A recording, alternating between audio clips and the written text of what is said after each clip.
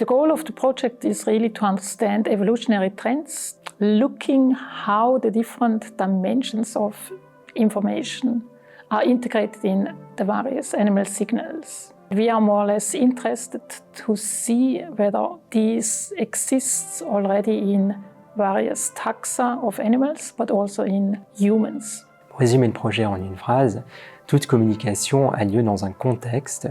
Ce contexte peut comprendre l'identité, tout ce qui s'est passé en amont. Nous essayons de comprendre avec ce projet comment ce contexte est intégré au message qui est communiqué par la vocalisation et le geste.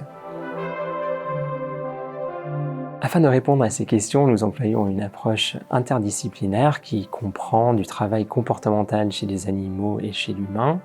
Nous employons aussi des approches neuroscientifiques, c'est-à-dire que nous interrogeons l'état du cerveau, nous enregistrons par le biais de l'électroencéphalographie et la magnétoencéphalographie le travail qu'effectue le cerveau en fonction des contextes interactionnels auxquels il est exposé. Besides doing observations, recordings and playback experiments, we need sophisticated methods to analyze these recordings.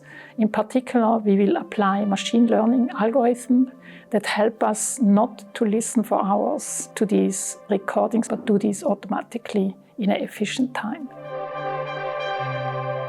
We are going to develop this technology platform that allows us to scan brain activity from multiple speakers at the same time, so during a natural conversational setting that will allow us to extract much more information about how communication goes in terms of eye gaze, other physiological parameters like heart rate, brain synchrony between speakers, and this will be then the starting point to look into diagnostics and better interventions for all kinds of individuals who have speech communication deficits. Certains aspects du projet ont une utilité directe pour les diagnostics cliniques, par exemple des personnes avec des troubles de comportement ou d'audition.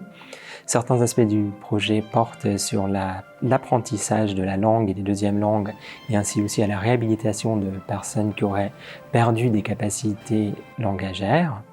Et d'autres parties du projet ont des issues qui sont plutôt méthodologiques, qui nous permettront d'augmenter notre savoir à l'avenir, c'est-à-dire que nous pouvons de mieux en mieux comprendre le comportement animal-humain, le comparer et ainsi mieux comprendre l'évolution de notre système langagier.